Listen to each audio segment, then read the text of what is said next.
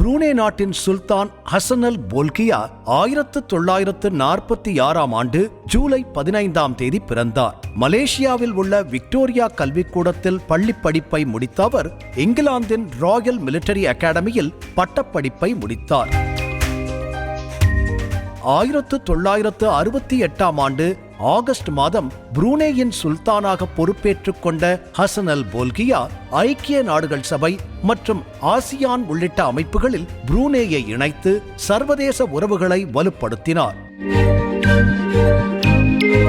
1970களில் அப்போதைய சுல்தான் 3ஆம் உமர் அலி சைஃபுதீனும் அவரது மகனும் தற்போதைய சுல்தானுமான ஹசன் அல் போல்கியாவும் புரூனே நாட்டிற்கான புதியதொரு அரண்மனையை கட்டும் திட்டத்திற்கு வித்திட்டனர்.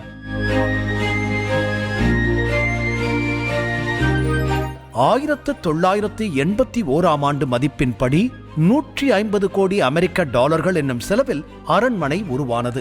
இந்த அரண்மனைக்கு சுல்தான் இஸ்தானா நூருல் இமான் என பெயரிட்டார்.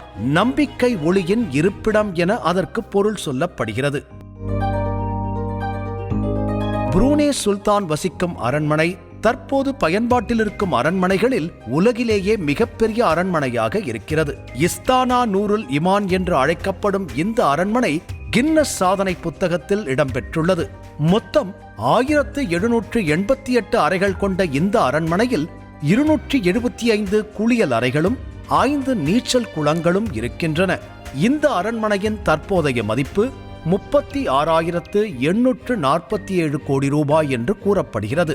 20 லட்சம் சதுர அடி பரப்பளவில் பறந்து விரிந்திருக்கும் இந்த அரண்மனையில் மொத்தம் 1788 அறைகள் இருக்கின்றன.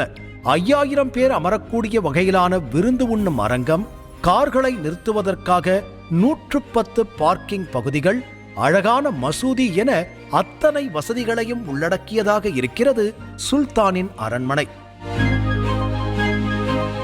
38 வகையான மார்பிள்களை கொண்டு உருவாக்கப்பட்ட 44 படிக்கட்டுகள் இந்த அரண்மனையில் அமைக்கப்பட்டிருக்கின்றன. அரண்மனை முழுவதும் தங்கம் மற்றும் மார்பிளால் இழைக்கப்பட்டிருக்கிறது.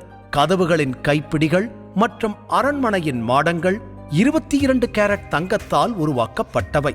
உலகின் மிகப்பெரிய அரண்மனையாக இஸ்தானா நூருல் இமான் இருந்தாலும் விலை மதிப்பில் முதலிடத்தில் இருப்பது இங்கிலாந்து அரச குடும்பத்தினர் வசிக்கும் பக்கிங்ஹாம் அரண்மனைதான். சுல்தானின் கார்கள் நிறுத்தப்பட்டிருக்கும் பகுதியை உலகின் பிரபலமான சொகுசு கார்கள் அலங்கரிக்கின்றன.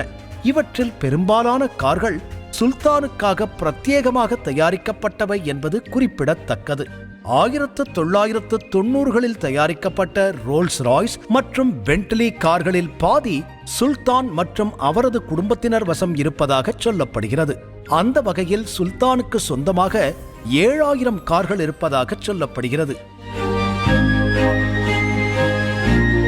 அவற்றில் 604 ரோல்ஸ் ராய்ஸ், 400 ஃபெராரி, 380 பென்ட்லி உள்ளிட்ட பல விலை உயர்ந்த கார்கள் அரண்மனையின் பார்க்கிங் பகுதியில் நிறுத்தி வைக்கப்பட்டிருக்கின்றன. இவரது ரோல்ஸ் ராய்ஸ் கார் ஒன்று முழுவதும் தங்கத்தால் உருவாக்கப்பட்டதாக சொல்லப்படும் தகவல் கேட்போரை ஆச்சரியத்தால் வாய்ப்பிழக்க வைக்கிறது. இந்த கார்களின் மொத்த மதிப்பு 4000 கோடி ரூபாய் என்று மதிப்பிடப்படுகிறது. மண்ணில் செல்வதற்கு மட்டுமல்ல, விண்ணில் செல்வதற்கும் விதவிதமான விமானங்களை வாங்கி வைத்திருக்கிறார் சுல்தான்.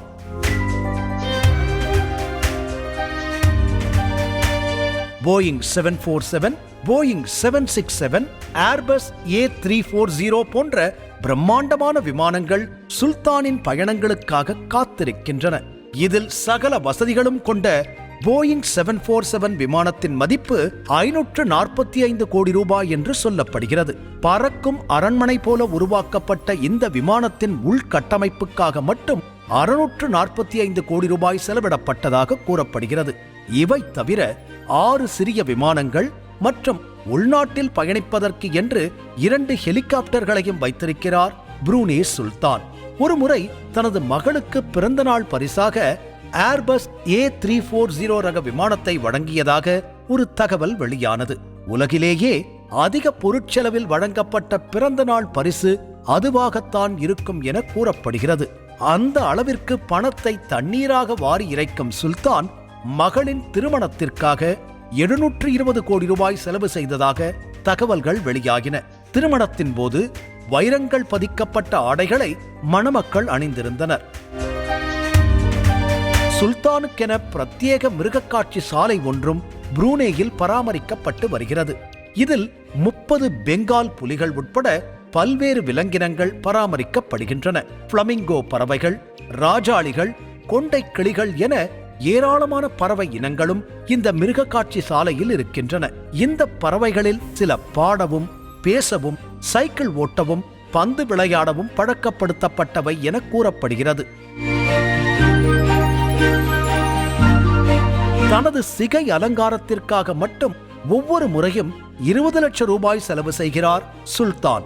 இதற்காக லண்டனிலிருந்து பிரத்யேகமாக முடிவெட்டும் கலைஞர் வரவழைக்கப்படுகிறார். இத்தனை ஆடம்பரமாக வாழ்ந்தாலும் சுல்தானின் ஆடம்பர வாழ்க்கையை பற்றி பேசுவதோ விமர்சிப்பதோ புரூனேயில் குற்றமாக கருதப்படுகிறது.